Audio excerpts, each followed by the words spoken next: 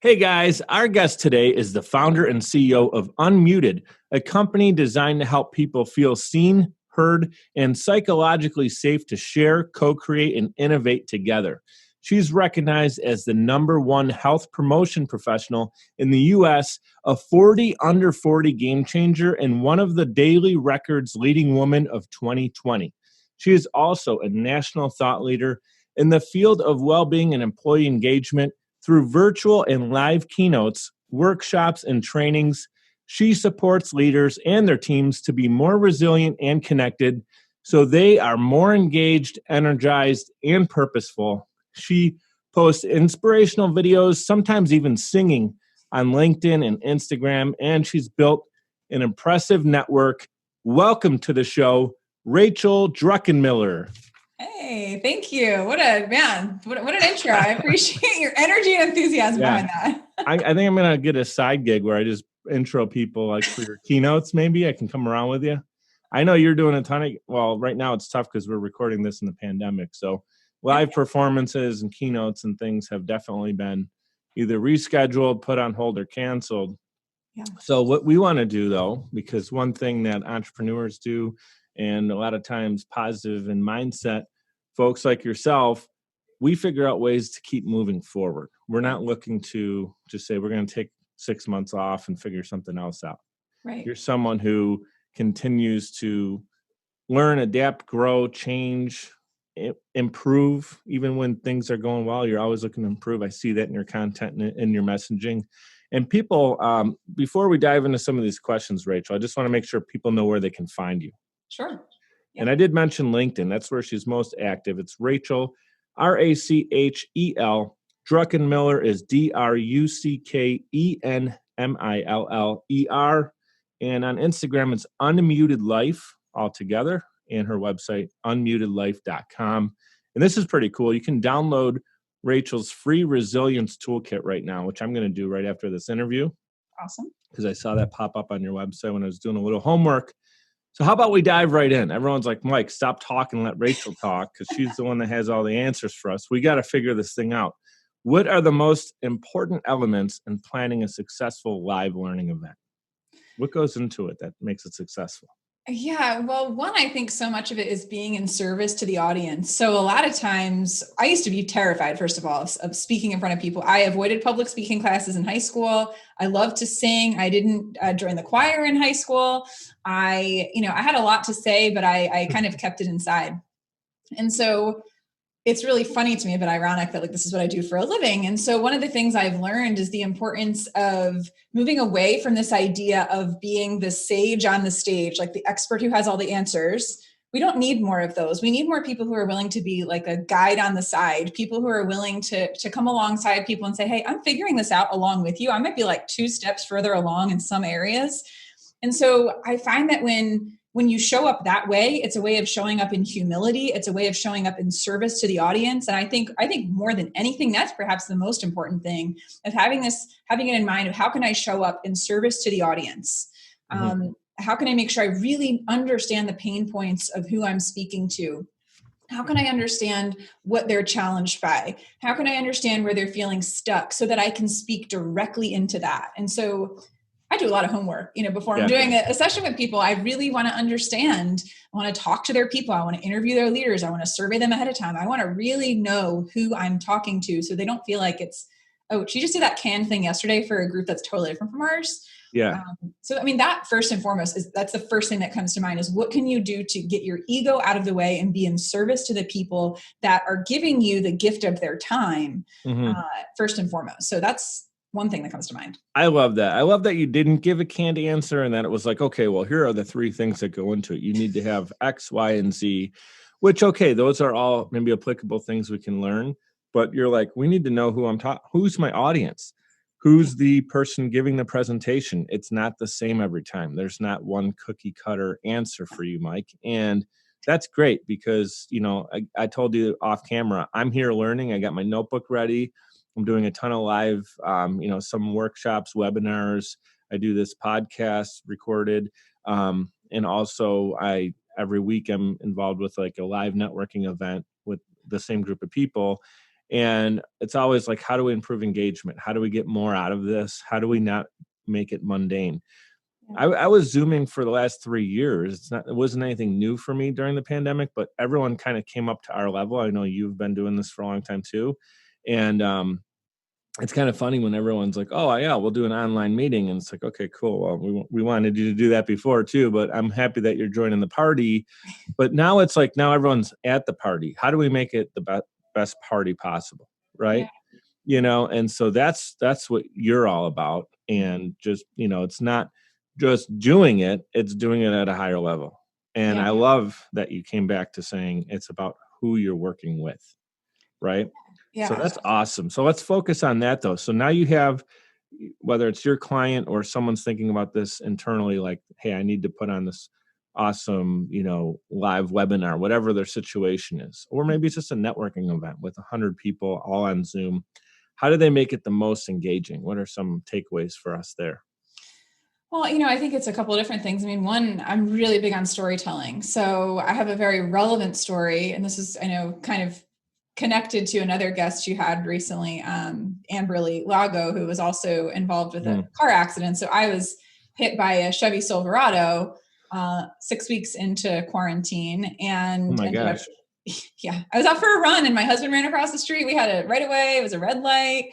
He was maybe 10 feet ahead of me, and he ran out, and I followed him because everything in place told me it would be safe to follow. And then the truck decided to take a right-hand turn on red directly when I was right in front of him. And so I ended up with a compression fracture and on one of my vertebrae and an injury to my ankle, and just the trauma of being. Let me understand this. You're running, you and your husband are running, like getting a fitness, just a jog in, and you're following him, and a truck doesn't see you. No, so it was stopped. The truck was stopped at a red light. I saw the truck as we were approaching the intersection, and my husband cleared it. And then I was following my husband. I have no idea what happened in that split second that caused this person who was stopped, like not a rolling stop, not approaching the intersection, stopped, to suddenly turn as a person was running directly in front of him. I don't know what happened. My husband turned around in time. Was it sunny? Was there maybe like a blind spot or something? Not to try to. It was overcast. It was like they had it out for you. They're like, that's Rachel, get her. I don't know. But you're okay now. I mean, you look okay. You feel okay. What do you want to share a little bit about how the recovery went from that process? Yeah, well, I was in a back brace for 2 months. So I'd get on here doing presentations, and, I've done 85, 90 workshops virtually since COVID started. And I had one to deliver 2 days later to a HR audience. I do a lot with HR groups on the topic of resilience, which is what I was already speaking about. I was already speaking about resilience, finding hope and resilience in the midst of uncertainty.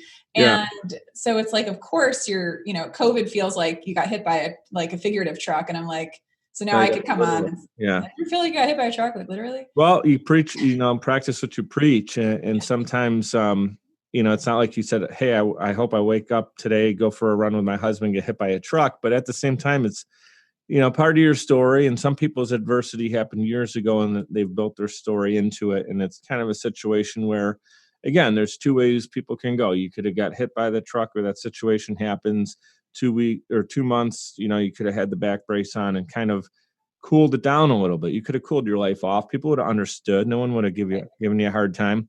But you still did everything through that, through the adversity, through the resilience, and you were literally practicing what you're preaching. And it's part of your story. You talked about storytelling. The reason people listen when you speak is because you're a very good storyteller. You care about making sure that they're taking the information and can use it for them. Yes. It's not the Rachel show. It's not the, look at me, here's my story. It's great. I won an Oscar nomination for this amazing story. Thank you very much. It's like, hey guys, I have this crazy thing that happened to me, especially right now in this moment, 2 weeks into quarantine, get hit by a truck. Are you kidding me? And how can we take what I'm learning from this and apply it into the stuff I'm going to teach you today? Because then it's going to be like, oh, it's more impactful. You're not just telling something from a textbook you read in 1992. Right. Well, and to add to that quickly, like one of the key takeaways, and this is something I know a lot of people struggle with right now, whether it's in the pandemic or in general, people really, really struggle with the idea of asking for help when they need it because they're afraid, they don't want to be a burden to people. They want to appear like they have it all together. If they have to ask for help, it means they're incompetent or they can't cut it. We have all these stories we tell ourselves about what asking for help means. Yeah. And I've told myself all those stories too. And I remember the day after the accident happened, I was in a great deal of pain. I mean, I was on muscle relaxers and like extra strength Tylenol. And I had a woman reach out to me who I'd never met before. We were serving on an employee engagement panel like 2 weeks later. And she was like, I want to set up a meal train for you and your husband. Mm-hmm.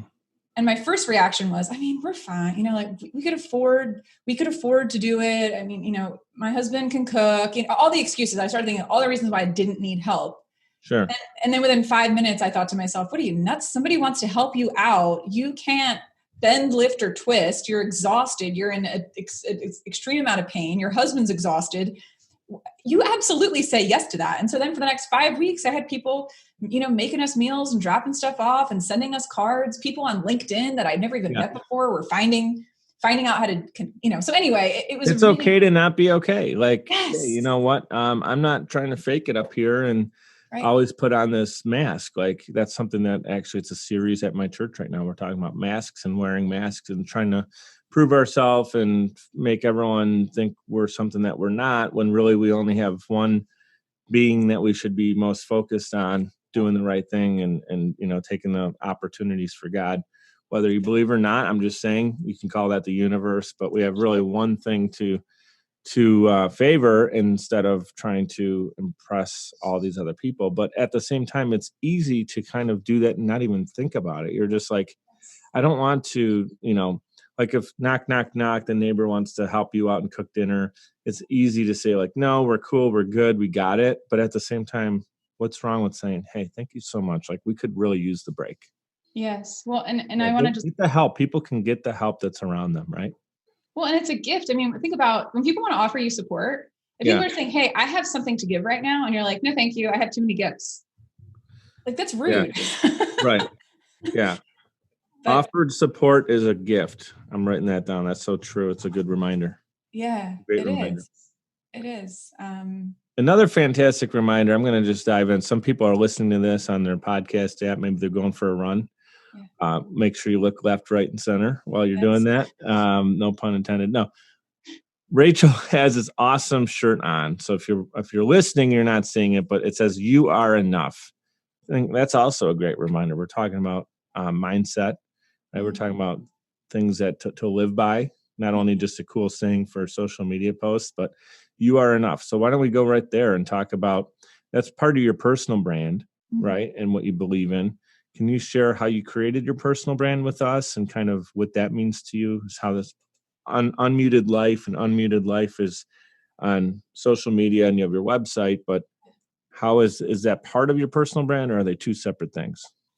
Yeah, well, it's funny. I shared a post today around, I reshared it, lessons I learned from burning out. And one of the things in there is around something that Robin Roberts, the Good Morning America anchor said years ago, which was, she said, make your mess your message.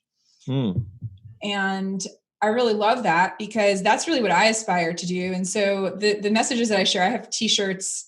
It's funny, when COVID hit, I've had t-shirts with inspirational phrases on them for, maybe like 2 years or so. But when COVID hit, I really realized, this is part of what I want to represent. So I have shirts that say things like you matter and choose to shine and you are enough. And this is me and grit and grace or grace and grit.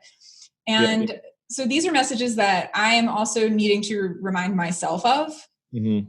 It's not like I have arrived at fully believing that I'm enough. I mean, I still strive and have high aspirations, but what I've found to be really helpful is to get grounded in the people who really know me. Like one of the things Brené Brown talks about in the book Dare to Lead is something called your square squad. Mm-hmm. And so she invites people to write down on a 1 by 1 inch piece of paper the names of the people whose opinions really matter. Mm-hmm. And if somebody that's not on that list has an opinion about you that could potentially be hurtful or diminishing or demeaning or whatever, or limiting in some way, that you take a pause and really ask yourself whether or not that source is a credible source to be giving their opinion about who you are. Right. And it's really easy. The larger your platform gets, the easier it is to become defined by people who don't actually know you. They think they know you because you share things that are very personal. But the people who really see everything are the people that I've come to learn, especially in the past 3 years, whose opinions really matter the most. The people that don't just see me when I'm, performing, Sure. but the people who see the behind the scenes me when I'm just sitting on a couch on a Friday night watching a movie. Right. Or when I'm having a moment about something that happened in my family, and I need to open up about it. And so for me, this messaging that's in these different shirts and stuff that I wear is part of what it is for me to be expressed. And for me, a big part of what it means to be unmuted is to be boldly and confidently expressed and to show up in a way that is full of joyful aliveness and purpose. And so that's really what I stand for. And so these shirts are kind of a way to communicate some of that message to people, to be bold in what I'm declaring. Well, there's a reason I wanted you on the show today, and I appreciate you actually reached out to me, and it was a perfect fit. You must have heard my message to the audience, right? To inspire them to be brave and bold in pursuit of their dreams. And you're doing it. You're living it by example. Always more important to have someone like you on the show to storytell through your personal experiences, and that's going to inspire our audience more than the textbook style of read it and here's some applicable things to do to go live your dreams. Here's someone who's doing it, and she's here. I'm talking about Rachel right now. She is on the show right now, and she's willing to help anyone who's listening right now maybe take that next step, whatever it might be for you. Maybe it's within an organization, maybe it's creating your own brand or your own business as an entrepreneur. So this has been incredible so far. I know we got a lot more I'd like to cover and have a kind of like a workshop, if you will. Let's dive right into this part. Mindset reset is something that you have. It's huge. Rewiring your brain to build resilience. Talk about resilience, your story. Talk about how important the mind is in everything that you do. Man, well, one of the things I've come to really realize and focus on, especially during this time, is to recognize a lot of us are in a place where we're feeling frustrated or stuck, and we think it's our fault. And we don't recognize that the role the brain is playing in this. So this kind of bringing in a little bit of neuroscience, a little bit of nerdy neuroscience here, is that when we're in a state of constant alert, alarm, fear, fight or flight, anxiety, distress, the part of our brain that is responsible for higher level thinking, creative problem solving, and innovation, and really meaningful social interaction goes offline because those things are ancillary to survival. And so what I found to be pretty, very important is to recognize that when I'm in a state where I'm getting spun out, I need to not stay in my head. I need to reach out. So like when I'm spinning out, I need to reach out. Wow. And so I have people on my square, right? People on my square squad whose opinions really matter, who really know me, who can tell me the truth even when it's hard. My dad's one of those people that I reach out to when I'm just having a moment. We all have our moments. And I find that it's really helpful to know who are the people that you can go to when you're feeling paralyzed by your own thoughts. Because if you don't have a sounding board and you're just allowing whatever story, whatever those automatic negative thoughts are to recycle in your brain, and you're not fact checking with anybody, you're potentially going to end up in a not so great spot. Yeah, it could be depression. It could be self-doubt. There's a number of things that can turn into. And what's crazy is like, I appreciate you bringing that up, because it doesn't matter if you're a top performer or kind of struggling, or you're newly involved in a new talent that you're working through, any level of the spectrum. That's why like a lot of times people have a hard understanding when someone who's financially successful or on top of the world from an outside in look, or they're on the cover of a magazine and they have depression. People are like, man, if I had everything they had, I don't even understand how I could be depressed. Like what goes on between our ears just like turns the whole thing around instantaneously. Like you could just, sometimes I've had what seems to be a great day, and then I even find myself half hour later questioning, am I doing the right thing? Is this, that, and the other thing when I'm supposed to be doing tomorrow? I'm planning my day out. It doesn't feel right. And all this, like even in the beginning, I'm going to share this with the audience.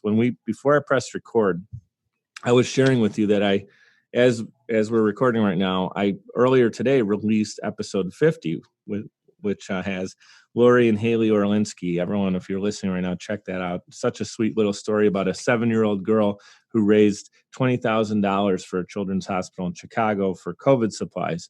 And so I'm super pumped that I hit episode 50, and it's a great one. And then like in the same sentence, I was like, but it's just like, it's only 50, right? Or whatever. I was trying to make sure I not only to be humble, but I was kind of knocking myself down, and you caught me right away. And you're like, dude, in the same sentence, you just were like happy and kind of said you're not where you want to be all at one time. It happens to the best of us. Like I talk about being great and being grateful. I have it on my mug. I created a personal branded mug. Love it. There's times when I forget to be grateful in a day, and I talk about it all the time. So nobody's perfect here, and it's important. Someone last week, this is something I wanted to share with this whole thought. I think this is brilliant. It came out in conversation that no matter what you're in right now, whether you're super positive, super negative, depressed, we can literally change it in a split second. Mm-hmm. Like life is made up of fractions of a second. So if someone just said something to you and they mocked you out, or you just had a bad call and someone's closed, or a business deal goes bad, whatever it might be, you literally have the opportunity to change what happens next, because we can change how we think. As long as you have a sound mind and everything else and you have your health, we can change how we think. And that's so important. That's why mindset is key here. So I'll let you elaborate on that more, because you're more of a mindset expert than I am. But what do you think? So someone's maybe struggling through mindset. How can they get back on the right track? Yeah. So I think this phrasing comes from, I probably first heard it, I grew up with my parents listening to Tony Robbins. So I'm probably heard it from like a Tony Robbins CD at some point, but you can change your physiology to change your psychology. And so I invite people to do that, change your physiology to change your psychology. People forget how connected the body and the brain are to each other. We think they're distinct and separate things, but everything is connected. Yeah. And so a few things that I invite people to do, and I have a video that I've done about this too, about how you can shift your mood in the moment. And a couple things you can do. One is connect to breathing. So on the exhale, so when we're doing deep breathing, people hear that deep breathing is good for you. One of the things I really love to do in the workshops and trainings I do is to explain a deeper level of why, because people are like, yeah, people tell me I'm supposed to breathe and it's good for me.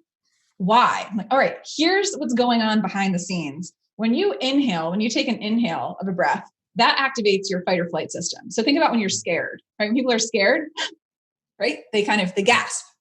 So that breathing in activates your sympathetic. There's a physical action behind the feeling, the emotion. Yeah. Yes. There's a physiological response connected to the two, connected to that. And so on the inhale like that revs up. That's like the accelerator that revs up our fight or flight system. All right, I'm on alert, I'm on alarm, I'm ready to respond. You have another branch of your nervous system called the parasympathetic nervous system. And the parasympathetic nervous system is the brake. And when we put the brake on, we're able to come to a place of being more present, calm, and grounded. And that reactivates, turning on like the part of our brain that helps us think clearly and not just be reactive, but be responsive. Mm-hmm. And on the out breath is when the parasympathetic nervous system gets activated. Okay. So yeah. I mean, it's literally like our bodies are not in compartments where like the brain connects to everything and everything else connects to it. If you're having an issue with one organ or whatever, it comes back to the brain. It comes back to I've heard of the term chi, your center. I've heard the gut is a second brain, which, so everything you're putting into your body, now we're talking about health here. Literally it's a machine. So, you put certain fuel into your car, you would just it's not like Back to the Future where actually doesn't the flux capacitor, whatever, at one point he's putting garbage in it and it works. Our cars don't work like that. Our bodies certainly don't work like that. Right. Yet it's a common thing like, hey, we're just going to get a snack or sugar or this and that. And it's like these everyday accepted things that we put in our body are horrible for our body. And it's just crazy that we're near 2020. And it's like, it's actually more so, I feel, if you're out with a group of people and there's donuts and there's this and that, and someone's not eating it, we're still in a place today where that person might feel funny by not eating the junk, opposed to like maybe having their own little vegan bar or whatever makes them, whatever it is. And I think it's just crazy that we're more mindful today than ever, but the actions need to follow it. Yeah. And I mean, they are connected. The things that the way that we fuel our body helps to fuel our brain, so I think it really matters. I like to often use the phrase of, the life in food gives us life. So how much food that was ever alive are you consuming? Because it's going to be reflective in how alive you are and vibrant you are in terms of energy, in terms of your skin glowing, in terms of all of those things. I mean, I'm 36, but I'm often grateful when people are thinking, oh, you're just out of college, right? I'm like, I'm closer to 40 than 20, but thank you. Yeah. I'm a couple years younger than you, but I'm to the point where if someone says that, it's almost like, are they saying I'm immature? It's like, you don't take it as a compliment. I'm looking young at that point. It's like, or it's like energy, or the assumption it's better is than them going, what are you like, late 40s or 50 or something like that. And they're like, well, what just happened? I was quick side note, and then I want to keep rolling because this is great. I was playing I just recently tried out on drums at my church for the worship group. And I played drums since I was like 10, 11 years old in school and all the bands and everything. And I recently have talked about it a few times on my show to the point where it's like, here I go. I got to, again, practice what I preach. I'm telling people, if you have this passion or dream or whatever, go and do it. Yeah. And I stopped playing the drums about 5-6 years ago, or even longer. Like I was playing out all the time in bands and stuff. So an opportunity came up at the worship group, and I was like, I kind of put my hand in the air, like I can drum, I'm gonna get up on stage. This has been a while. So I was practicing, and we're going up, and it was like a half hour before everyone else got there. And there was another event going on with like 10 to 12-year-old kids. It was like the next generation. Like they had I forget what it was called, but there was probably 30 kids coming in the auditorium as I was just finishing practicing. And this youngster comes up to me. He might be 12 years old. He's like, wow, that was really awesome. That was great. He goes, ooh, he stops. And he looks at me and goes, ooh, you're a lot younger than I thought you were. And I was like, what does that mean? From far away, he thought I was 50, but now he sees I'm like, 30 maybe. I don't know. But it was kind of funny. Like he was just hitting me with this great compliment. I'm like, I haven't heard someone say I'm a good drummer in a while because I haven't been playing in a while. Uh-huh. This little youngster says it. So I'm feeling good. And then all of a sudden he hits me with that curveball. And I was like, all right, you're done. I'm moving. I'm going to keep walking. Here's what I'd like to get to here. Leaders need to evaluate their influence, impact, courage, and confidence. Mm-hmm. It's consistently, those four things are consistently in flux, and they need to focus on it. Really, anybody can think about courage and confidence, but influence, impact, courage, and confidence. Mm. You don't get to where you're at today and talk about these things on big stages and be an influencer yourself if you don't, have a deep understanding of that. Confidence is something that is built over time. Mm-hmm. I'd like you to share a little bit about your story. I know you mentioned your parents played Tony Robbins, so you got a head start with that influence, but tell me about maybe growing up and how did you get to where you're at today? I mean, I think people are interested in your story. Sure. Well, yeah, I grew up in a home of entrepreneurs. My parents are both entrepreneurs. They used to be teachers. They started off as teachers, and then they decided that my dad says that we are, as a family, terminally unemployable, which is true. Because I have two siblings who are also self-employed. That's pretty rare, though. Like teacher, I mean, I have a love for teachers. My sister's a teacher. I had some great teachers in my life, but to go from that, usually that's like, hey, we're in this for life. You're a lifer. Yeah. But something clicked where they're like, hey, we're actually got an entrepreneurial spirit. Yeah, and they still got to teach. I mean, my mom's a financial planner. My dad's, a management consultant, and so they still teach, but in a different way. Sure. Kind of coach and teach. So yeah, that's awesome. So yeah, firsthand.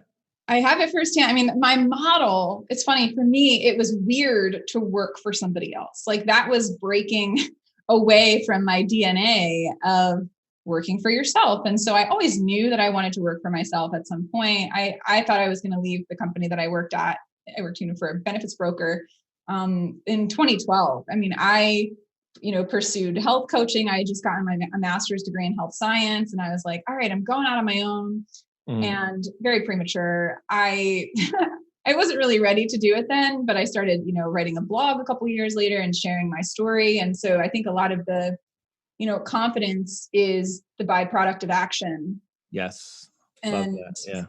Yeah. You have to take action to move forward in that. And I had little moments where I got to sort of test that out. So I never really felt like I fit in socially with my peers.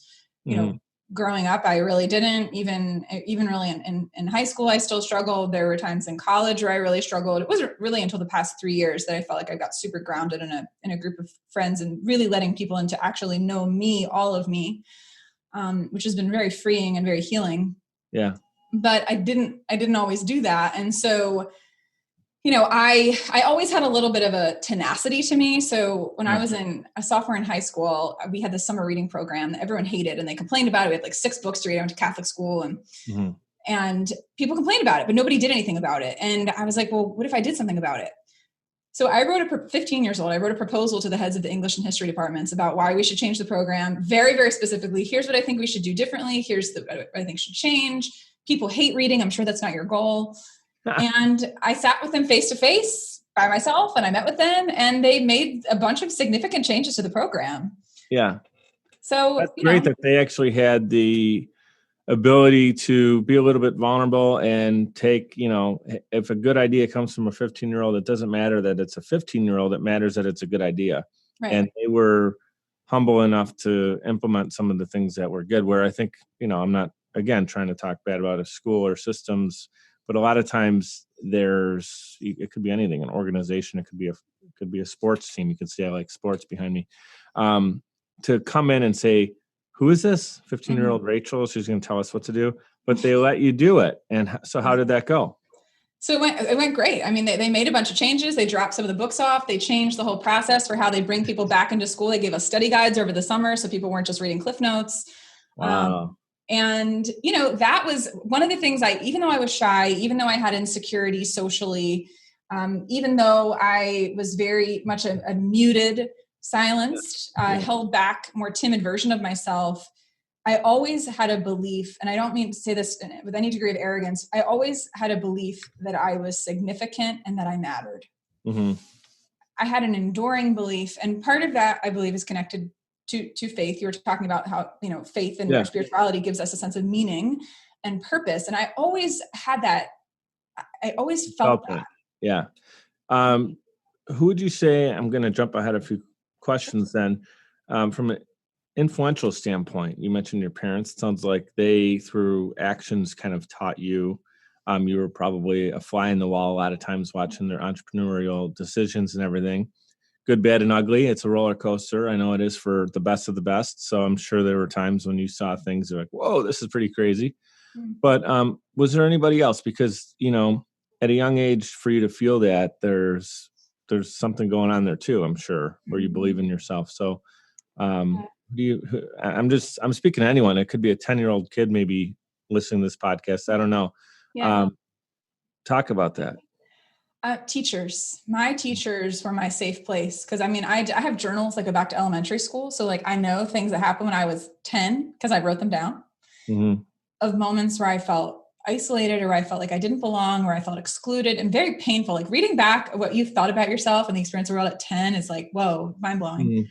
But I had some incredible, Miss Lisa Sunkist was my kindergarten teacher. And she just made me feel like she saw me, she celebrated me. My teachers, Ms. Jordahl, my first grade teacher, Ms. Schriefer, my math teacher, I just felt so seen by my teachers, and they really encouraged me. And they would say, Rachel, that you really have something here. Or they would celebrate me. They made me feel like I mattered. And so I can't emphasize enough how important it is. And I'm married to a teacher. I'm married to an elementary school phys ed teacher. That's awesome. So, I can't emphasize enough. Give your husband a shout out. What's your husband's name? Bill. Bill. There you go. Yes. Shout out to Bill. He's teaching in our basement right now. There you go. I always like to give a shout out to the family members, because I know how important it is for anyone in a family to have someone that's entrepreneurial and to make it all work, the craziness all work. It's a team effort. So it is. Yeah. He's very supportive of everything. I go to him with stuff and he's like, I trust you. Like, just, I go for it. He doesn't question really a whole lot. But so, I think those are, a lot of it was really my teachers. And I watched a lot of I watched Oprah growing up. I was very much into self-help books and, that kind of stuff. My dad listened to Tony Robbins from the time I was in middle school. So I had exposure to these things, these people who had lived very inspired, purposeful lives, who I would follow. Deepak Chopra, I remember I learned about through Oprah. And so, these people, hearing those, the stories of those people and the types of tenets that they're putting forth, it sticks to you eventually. And so those kind of things start to give you some belief in yourself. And, I think it's a community, right? A community really brings up a child, whether or not they're related or not. And so I'd say those are some things that come to mind for me. Yeah, that's awesome. Super important. But I want to also point out, and not to hit this too hard, but you mentioned even with all that, the community aspect, teachers believing in you getting resources, whether it was Oprah, books, your parents, Tony Robbins, yet there's still moments when you felt a little bit as an outsider. I don't want to put words in your mouth, but you would agree with that. So again, super important for people to realize it's okay. And even to get unmuted, because maybe someone feels like they have this greatness and it's kind of bottled up. Sounds like you were still confident though, that you knew you were doing the right things, but it was like a bottled up version. And then eventually, whether it was hitting the stage, was there a moment when you felt like, ooh, I'm kind of arriving now? For me, it was this podcast I launched last November. Yeah. I kind of felt like all the things I cared and wanted to talk about and share with people were happening before, but it was like, if you and I got coffee, right? We would leave. This conversation would have been awesome. We would have had a great time together, but then it's kind of like, it's gone, right? Yeah. The moment's over, where now we could share it with the whole world. Yeah. So what was that where you felt like you kind of arrived? I would say it's been a process. People are like, when did you get unmuted? It was a moment. I'm like, man, this has been 36 years of work, but there was a moment I could define as I came back from studying abroad in Spain, and we had a gospel choir at my school, and you didn't have to try out, which is why I had already joined it, because, there's very low risk. And I came back and they were doing tryouts for the spring concert for solos. And I waited, there were 80 people in the choir. I waited till everybody left the chapel, and I went up to the director and I told him, I said, Spain, again, like I said, I came very much alive in that culture. I was out of my comfort zone a lot. And I had a new lease on life when I came back, and I went up to him. I said, I want to try out for a solo. And I went to the microphone and I sang, I just sang. I let myself sing and pour out all that had been within me for so many years, from the time I was, 7 years old with giant headphones in my parents' living room, listening to Amy Grant and Celine Dion and Mariah Carey. And some greats right there. Divas, right? I will tell you, I have an older sister, so I heard all three of those quite a bit growing up. There's so, and it's just that gospel inspired, sometimes jazzy, some soulful, just music. And so I got to the microphone, I just let myself sing. And, he gets up from the piano and he knocks over a microphone stand. He's like, where did that come from? And, I said, well, I've always loved to sing, but I didn't let myself, so I think for so much, for anyone listening right now, there's things that we have inside of ourselves, and it's us that is preventing it. It's not anybody else. I'm too afraid to sing. What will they think of me? What if I launch a podcast and it bombs? What if I create this piece of art and someone says it's ugly? What if I create a piece of music and it's not good enough? Who the heck cares? It's self-sabotage a lot. Yeah. Someone said that to me one time. It's someone who was being kind of critical of me, and they used the word sabotage, and I thought it was pretty harsh. And then I thought about it and I was like, yeah, sometimes I do self-sabotage. Like I might have a good idea, but I'm the one who shoots it down. Why am I the one shooting my own good idea down, when instead of trying to put the fire out, we should try to figure out, now, of course, fire in this case, meaning a positive thing, right? Yes. To keep it burning or turn it into something great, Yes. Again, here I am. I'm helping other people do that all the time in conversation, and then sometimes not applying it. I will say what's kind of neat about this podcast for me too is I do go back and listen to my podcast. I don't always do it like the same week. So sometimes I'll just be like driving around and something from 4 weeks ago pops up. And at that point, it's kind of like I forgot what the full conversation was like. And I kind of experience my show as a third person sometimes. And it's like I teach myself. It's kind of neat. Yeah. We're like, I'm talking to someone like yourself, and we have this moment about self-sabotage, and I could be listening to me right now in like 5 weeks, and all of a sudden I needed to hear it. It's pretty cool. Yeah. Well, I think the other thing along those lines, when we think about this, becoming unmuted, is to, again, to recognize that it does happen over a series of time, like over a period of time. It doesn't happen all at once. And there's different moments. I mean, you talked about fire. I had acid reflux for 10 years. I had a fire in my belly that was like, hi, I want to come out. I want to come out. And I didn't let it. And it was 2014. I did some healing and changing things about my diet. I made some specific changes, but also that was when I started speaking more, consistently to HR groups, to our clients. I started sharing my story of some healing that I had gone through for my physical health. And it was during that experience, I started writing a blog. I started sharing my stories. I started being vulnerable and letting people see the behind the scenes. And it was through that experience that I realized, oh my gosh, you have so much to share with the world, Rachel, and you've kept this bottled up and muted and silenced for so long. Now you can go do this. And ultimately a year and a half ago, launching my business, that was the ultimate opportunity for me to say, I stand for being unmuted. I stand for stepping out in boldness and courage in the face of fear, and singing on LinkedIn videos and singing in keynotes. And, I do all that kind of stuff. And, sharing these stories and inviting people to reflect on their own lives and take a moment to really pause and to challenge themselves, and to invite other people into their journey and to not carry everything alone. I mean, those are all the things that I really, really believe in. Yeah. Again, make your mess your message, right? Instead of trying to hide it. And that's, I listen to Ed Milet quite a bit, and he says your mess as well. And it's kind of an interesting way to describe it. When someone has a past where they're not proud of every second of every day, that can be considered a mess. It doesn't have to be that it's really a big, holy smokes, when you peel the layers back, you see something and you're like, wow. But it just means that, your trials and tribulations can become your message to help others. Yeah. Another way I look at it is your test could be your testimony. Yes. And I like the fact that both of those kind of have a play on words, but it is, your mess can become your message and your tests can become your testimony. Yes. How do you do that though? It's about you, right? It's about you. It's about whoever's listening to this or watching this right now. You can make it. Like if you have a test, it can either be a test and that's it. The rest of your life, it's excuses, and some of them may be valid. And hey, whatever that looks like, that could be realistic for someone.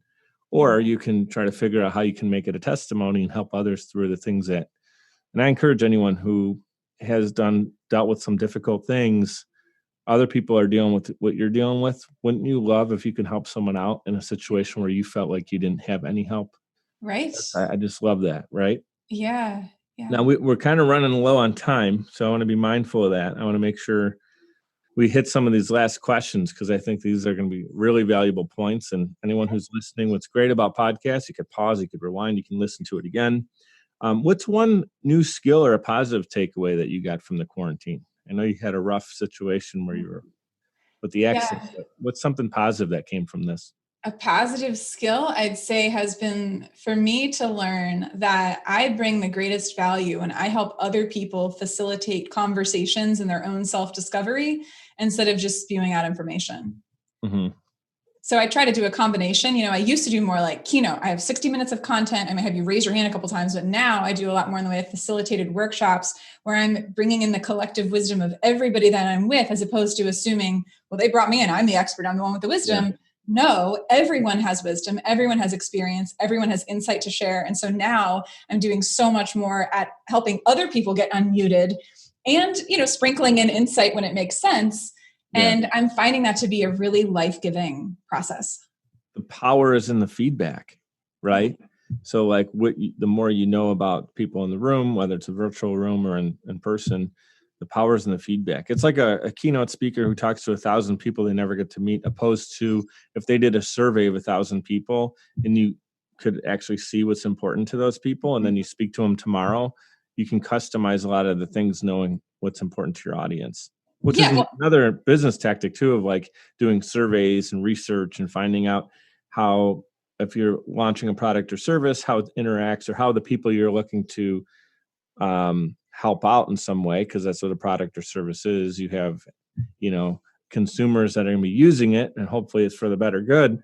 Well, how do they interact? And so through feedback, like you said, you're not just coming in there talking and asking questions at the end. No, it's like I put them in conversations. I mean, using breakout rooms. I mean, I'm constantly, doing that. And when people get the opportunity to be in conversation with each other, when they have the opportunity to share their stories of getting through something difficult and finding purpose in the end, when they're invited into these conversations, they connect so much more deeply than if it was just me showing up saying, here's my 3 tips, have a nice day, take some notes. No, they're part of co-creating the experience. And that's where I think what I do is different than what a lot of people are doing right now. They're still taking the old school approach of just talking at people, and people want to be part of the conversation. If you guys want to get more information on that, again, it's unmutedlife.com, unmutedlife.com. And there is a free resilience toolkit that Rachel's giving out right now. So you can do that. What are some of your favorite books currently or podcasts that you dive in for some mindset? Yeah. Books. I love reading. A couple of my favorite books. One is Permission to Feel by Mark Brackett. He's out of the Yale Center for Emotional Intelligence. Permission to Feel? Permission to Feel. Yeah. Really would highly recommend. And I have a blog post we can share with your listeners too called It's Okay to Be Sad. I wrote that back in June. No, I don't know when I wrote it. I wrote it, I think, right before my accident, actually. And then a week later, I got hit by a car. So it's sort of ironic. But oh my God. So Permission to Feel is a good one. Well, that's the law of attraction right there, right? I mean, we can do a whole nother podcast on that. Yes, that's a whole other conversation of. But it is, sometimes that happens that way. It's like that's why when people start joking around about things, I'm like, don't even talk or joke about it, because it's like you're giving it energy right now. And literally everything has vibrations. So if you're joking about something happened, I don't even want to talk about it. Yeah, it's true. So people think we're a little crazy, but it is true. Like when you put energy to something, it has more likelihood of actually coming true. It totally does. It totally does. And another thing that I think would be really helpful for people right now, so many people are dealing with some degree of trauma in response to what's going on with the pandemic. There's a book called The Body Keeps the Score. Okay. And phenomenal book about understanding the integration of the body, mind, body, spirit, and in terms of connection to trauma response, and how, we can do specific things to shift our physiology, whether it's through meditation or yoga or deep breathing, connecting to music, movement, touch. All of these things can be incredibly healing and help us when we're in a trauma response. So that's a really excellent book. I mean, there's a book that I read with a community of women at my church called It's Not Supposed to Be This Way, by a woman named Lisa Turkhurst. And the funny thing is, we started that book series 2 weeks before the lockdown hit the US. We started that series the 3rd week of February. And then we got into the 3rd week of the book series, and we were like, what's the connection here? We're reading a book called It's Not Supposed to Be This Way. And literally everyone is feeling right now in the world, it's not supposed to be this way. Yeah. There you go again, giving it energy. Yeah. Right. No, but that's good. I mean, again, and here's something too. I don't know if I had this written down, but I remember when kind of preparing for this, talked about resilience. We talked about, I know I had a note here, and so I'm just going to kind of go off script. But a lot of times we talk about how we handle situations when they're not going as planned, right? Things go, like you can come in with a game plan, whether it's a speech, a business game plan, whatever it might be, and it doesn't go according to plan. That's pretty frequent. I would say that it's not going to go 100% to plan, right? So talk about things that, I know kind of briefly, it's tough because we're a little bit out of time, but we're in a quarantine. We're towards the end of it now. It's still a pandemic. There's a lot of uncertainty in the world. So that's some of the things you talk about, and people hire you to come in and figure out how a workplace can get through uncertainty. So what better time to talk about it than now? So what are some things where it's like regrouping, whatever it might be? How can you help people kind of get through uncertainty? Well, one is I bring them together and just connecting to what we were just talking about, bring them together in conversation in small groups with each other to talk about, I did a session with a private school, for instance. We had 220 people on the call, and we got people into small groups talking about, hey, think about the past 7 months, a time where you've experienced a moment of meaning or purpose at work. I've done the same with healthcare and hospice workers. I've done the same. I mean, I work with all different kinds of industries. And one of the things, and by the way, a great movie I would recommend people watch is a Disney movie called Ruby Bridges. So about the first African-American student when the South desegregated schools. She was the first African-American student to be in that environment after that happened. And there was a psychiatrist who was studying her, and he couldn't understand why she wasn't more affected, why she wasn't more traumatized by what she was going through. And what he really discovered is that her faith was really, really strong and important to her. And that is what carried her and helped her be more resilient. So in other words, faith gives us a sense of spirituality, connection to, again, to your point, whatever people's connection is to a higher purpose, a higher power. When we connect to that, that grounds us and that strengthens us. Mm-hmm. And when we connect to, when we're in a state of uncertainty, we often are feeling lost and like, what's the point of all of this? Yes. When we ground in purpose and we say, even though everything is crazy and I have no idea what's going to happen next, and I would not wish this on anybody, and I wish this never happened, there is still purpose in what is happening right now. And here's where I've seen it play out at home. Here's where I've seen it play out at work. Here's where I haven't been able to find it in my life, but where I saw it play out in somebody else's life, and a story that I read about, and a story that I heard about, and a story I listened to on a podcast. Mm-hmm. So what I really find to be most helpful right now as a starting point is to get people into more consistent small group conversations, sharing stories of purpose and sharing stories of times. Hey, remember when you went through something difficult before? Because if you are a human, you have been through difficult stuff. Yeah. What did you learn from that experience? What was a gift? What was a gift from that experience that in the moment you couldn't see, but after the fact you can now appreciate? So good. Mic drop moment right there. One of my favorite clips from this entire podcast since I started it. It's so important to get on purpose, and that's, I can reflect on that real quick, is like the moment I felt that there was a bigger purpose for the things I needed to do and wanted to do, and it wasn't chasing money or a financial situation or something external. It was literally like serving, the word right there, serving. When you serve, you have a purpose and reason to do things other than just numero uno, because you can tell numero uno, nah, not today, or I'll sleep in, or I'll do it tomorrow, or whatever, it'll get done. There's no accountability. But when you're serving, you're like, ooh, the whole world needs me to be great. And wow, I can make a difference. One kid can hear me and be impacted. 100 students, I can go speak on a stage. You and I do this through podcasts and virtual events. We can impact people all over the place for years to come. That's my intention, hopefully. I mean, I'm doing everything I can here and learning and growing daily. But when you're on purpose, it's so much bigger than that. And that's also something that I feel is a fuel in entrepreneurs that people don't understand. When things don't go well and they're like, why don't you just call it quits maybe, It's like, holy smokes, how do you call it quits? I have a purpose here. People are relying on me, or I have this big thing that I need to do. And if it's not done, I'm letting all those people down. It could be people that don't even know you exist yet. When you know it's a big purpose, you didn't hit your target audience yet. You're growing. And I know you're growing. Love it. You are enough is on the shirt. I keep like a couple big takeaways. You are enough. Make your mess, your message, or your testimony. Got so many notes over here. This is crazy. Check out the movie Ruby Bridges. I'm going to do that. The books were Permission to Feel and The Body Keeps Score, right? Couple more here. If you can be known for one thing, what would it be and why?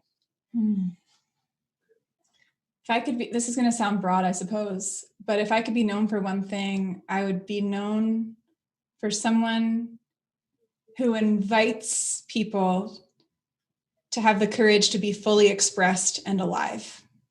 So just opening that conversation, like if you see someone's bottled up, that's the whole unmuted concept right there, right? Yeah, because they don't feel worthy of being seen or heard.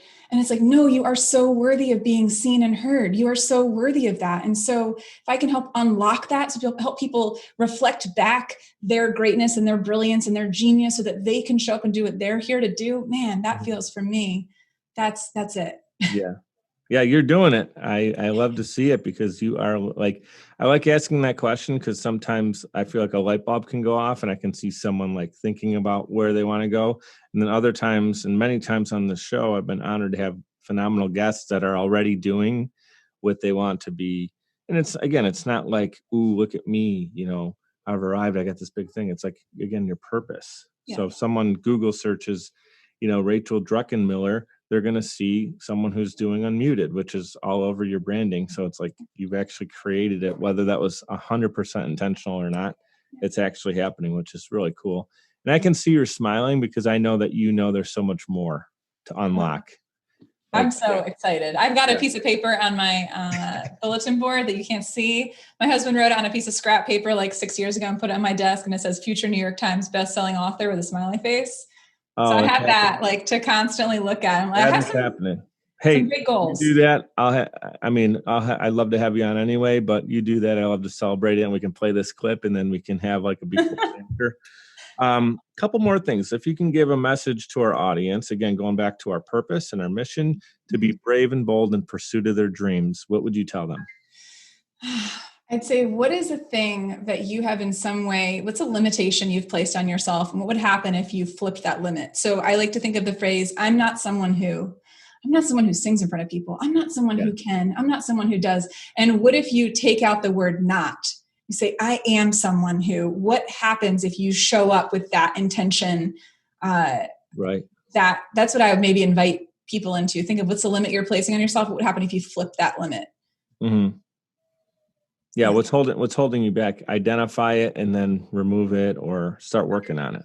Well, imagine it. To your point, if we can't even imagine that it's possible, it's going to be really hard. Like I imagine myself being in a stadium talking to 20,000 people. That hasn't happened yet, but I believe it will happen. We have to visualize and believe and imagine it first. And so it starts with you. Like if you don't believe in, and even if you have some doubt connected to it, you have to have at least a little more belief than doubt in order to move forward.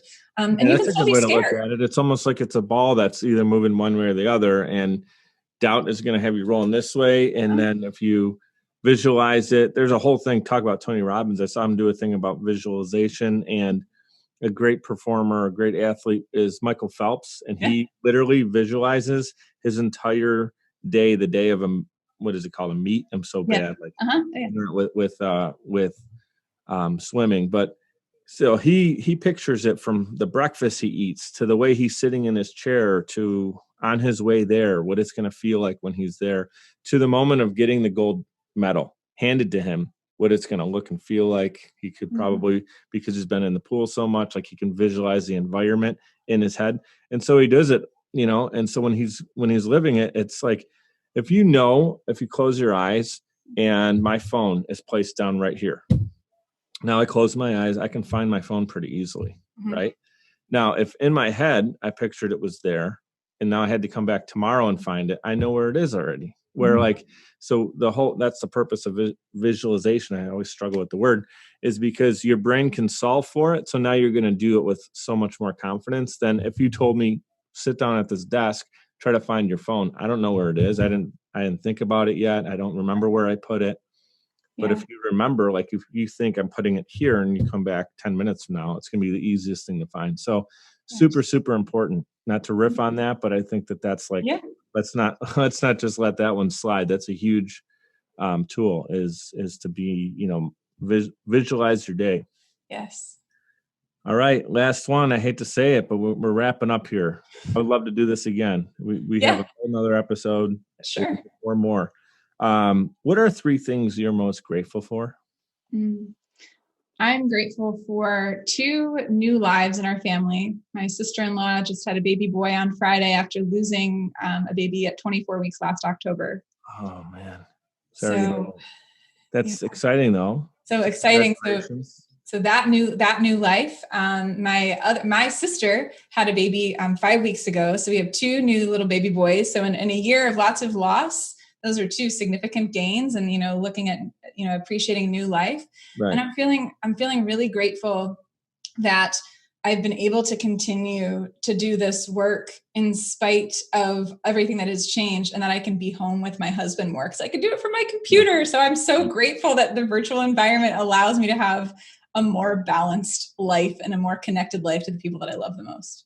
Absolutely. Yeah. It's one thing too, for myself, just being able to be home, and then the time I have with my daughter, it's like just shut the computer and go hang with my daughter instead of, trying to build this whole day around events going on, which is, look, I'm welcoming getting back into that for sure. But it's nice to be able to. That's the other thing too. I talked about meeting people for coffee. Yeah. Like, if you do 4 or 5, I don't care what city you live in, like if everything's about 15 minutes away from one coffee shop to the next, to an office, to maybe a half hour to your ride home, half hour to an hour on average for most people, you could meet 5 people if you're really efficient in a day. And now with Zoom, it's like you could do 30-minute calls. You go from one to the next to the next to the next. You can do your emails right in between. Yeah. You can do other calls. You can take care of a family situation in 5 minutes, come back to it instead of driving home to take care of it. Mm-hmm. So I think efficiency is definitely improved for me personally. I'm sure for many during the pandemic. So again, that's the glasses half full right there. So thank you so much for your time today. This has been awesome. You got a friend over here in Buffalo, New York. Appreciate you. And this is a ton of fun. So guys, again, check it out right at unmutedlife.com and follow her on LinkedIn and Instagram. Thank you so much. Thank you. Love the conversation. Appreciate it. I love you guys, and thank you so much for tuning in. Check out more show notes and information on each episode at mikeduppodcast.com, MIKED uppodcast.com. We're powered by Social Chameleon. You guys know what to do. Be great and be grateful.